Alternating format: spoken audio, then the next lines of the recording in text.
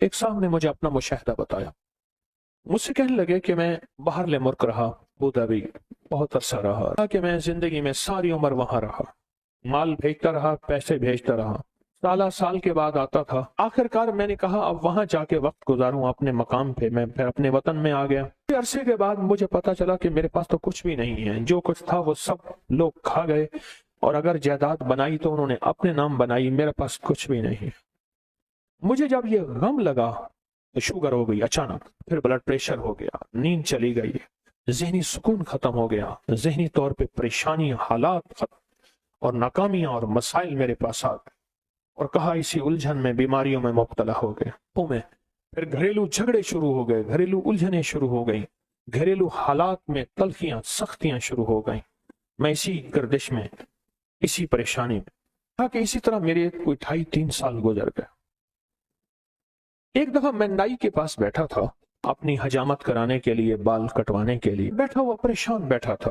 तो एक साहब मेरे पास आए, पुराने जानने वाले। उस वक्त जब मैं मुल्क में था, जवान था, वो भी जवान था।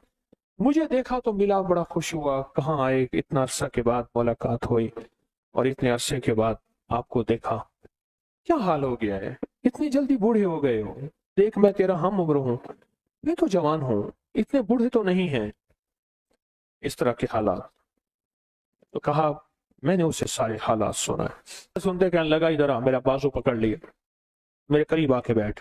करीब बैठ गया। कहा, तुझे एक वजीफा देता हूं, अगर मसाइल का हल चाहता है, मुश्किलात का हल चाहता है, और चाहता है वो चीज जो तूने सारी उम्र चाही थी तुझे मिल जाए। अब जरा इस लफ्ज पे गौर कीजिएगा, बड़ा भारी और वजनी लफ्ज है।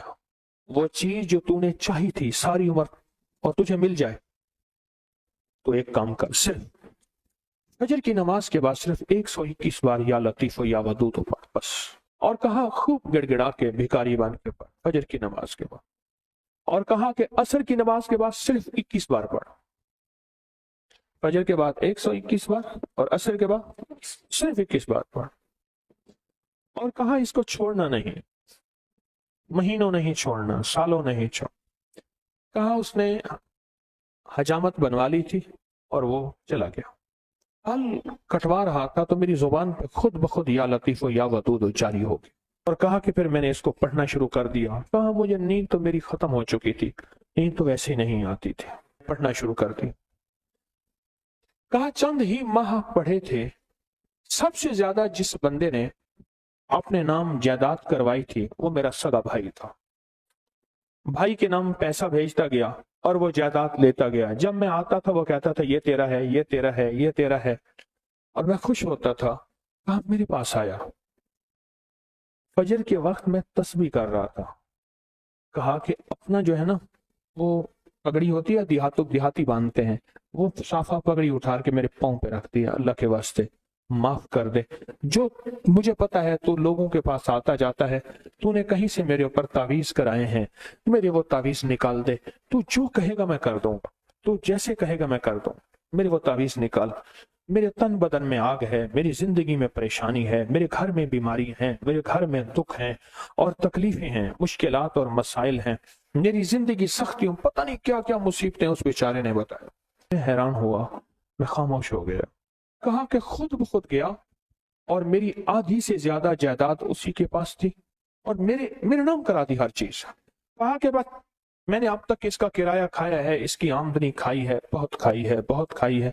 पिछली माफ कर, तेरे नाम कराने में जो पैसा लगेगा वो भी मैं दूंगा, बस तू कबूल कर अपनी नेमत, अपनी चीज, मेरे लिए वो तवीज निकाल। और कहा कि मैंने वो मुझे दे दी उसने। मैं तस्बीह पढ़ता रहा और तस्बीह पढ़ता पढ़ता एक दफा फिर आ गया कि मेरे साथ बैठा और कहने लगा, मुझे सुकून मिल गया है, तेरी मेहरबानी है, तूने तावीज निकाल दिए हैं, अब मेरी जिंदगी में राहत है और मेरी जिंदगी में चैन है। और कहा, मुझे उस तस्बीह का ऐसा यकीन हुआ, ऐसा यकीन हुआ कि बस फिर मैंने कहा अब तो मैंने छोड़नी नहीं। कहा, फिर से मैं सिर्फ चंद सालों में तवंगर हो गया और चंद सालों में खुशहाल हो गया और चंद सालों के अंदर मेरी जिंदगी लाजवाब हो गई। हमारे यहाँ एक साहब थे, मैं छोटा सा था, اس وقت گاڑی کسی کسی کے پاس ہوتی تھی. ایک بندہ تھا جو ہر وقت نئی گاڑی پہ پھرتا تھا, اس کو دئی والا کہتے تھے. وہ دئی والا گزر گیا, آج گاڑی کا رنگ یہ تھا. ایک کہنے لگا نہیں میں نے تو یہ دیکھا. اس نے کہا کل دوسرے رنگ کی گاڑی تھی. اس کی اماں تندور پہ روٹیاں لگاتی تھی اور لکڑیاں نہیں ہوتی تھیں, شہر کا لکڑیاں کوڑا اکٹھا کر کے اس میں کپڑے کی ٹاکیاں اور وہ ڈال کے اس سے روٹیاں لگاتی تھی. پر اس مئی کے اندر کچھ صفات تھیں, یہ پھر مجھے کسی نے بتایا. کہنے لگے میں آپ جانتے ہیں وہ دائی والا؟ میں نے کہا ہاں.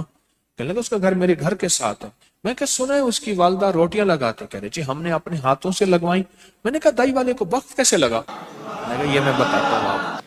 پرانا بندہ تھا, ہنڈیا آیا پرانا, اس نے مجھے بتایا اماں تو تندور پہ روٹیاں لگاتی تھی. تو سوچیں گھر میں کتنی غربت تھی جو اماں تندور پہ روٹیاں لگا کے بچوں کو پالتی تھی, ان کو دال دلیا کھلاتی تھی. تو سوچیں کتنی غربت ہوگی, کتنی غربت ہوگی. اس کا نام مجھے آج تک نہیں ملا. وہ گاڑی میں گزرتا تھا تو اس کو لوگ دائی والا کہتے تھے. اب سنیں, مجھے اس نے بتایا کہ اماں نے کبھی نماز نہیں چھوڑی. ایک دوسرا, اماں روٹیاں پکاتے ہوئے درود پاک پڑھتی تھی. سارا دن درود پاک پڑھ, ان پڑھ تھی, بالکل ان پڑھ اماں, نری ان پڑھ, درود پاک پڑھتی تھی. اور کہا کہ اماں کیا کرتی, بعض لوگ روٹیاں لگوانے کے لیے نا آٹا بھی لاتے تھے, خشک آٹا بھی لاتے تھے, جو پیڑے کو لگا کے نا اس کو بڑھایا جاتا تھا. اس کا خشک آٹا اس میں شامل نہیں کرتی تھی, اس میں شامل نہیں کرتی تھی, اور کہتی تھی پترا یہ تیرا آٹا بچ گیا, یہ ساتھ لے جا, میں نے اپنے بچوں کو حلال کھلانا ہے. اور بیوہ تھی, خشک آٹا. اماں کی زندگی میں عبادت بھی تھی, احتیاط بھی تھی. لفظ میرے ساتھ بولیں, عبادت بھی تھی, احتیاط بھی تھی. اور پھر جو قدرت کا نظام ہوا, اماں مرتی گئی. لوگوں نے کہا کہ اماں کا جو تندور تھا نا, وہ لوگوں نے عجیب کہانیاں بنائی. اماں کا جو تندور تھا, تندور کے نیچے سارا خزانہ تھا. بس دائی والے نے اماں کا تندور توڑا اور نیچے سے ایسے ہاتھ مارتا ہے, سونا نکالتا ہے. کراچی سے جا کے, اس وقت کراچی میں گاڑی بک ہوتی تھی, لاہور سے نہیں ہوتی تھی, کراچی سے گاڑی بک ہوتی تھی. کراچی سے گاڑی بک کروا کے آ جاتا ہے, اور پھر گاڑی جو آتی تھی وہ ٹرین میں آتی تھی, اس میں مال گاڑی میں آتی تھی. کراچی سے بک گاڑی کرا کے آ جاتا, تندور میں ایسے ہاتھ مارتا ہے, اور تندور میں ہاتھ مار کے اور آ کے مال نکالتا ہے. ہمارے اس سفر کے دوران ہمارے اور مخلص ساتھی تھے, گاڑی میں بیٹھے تھے.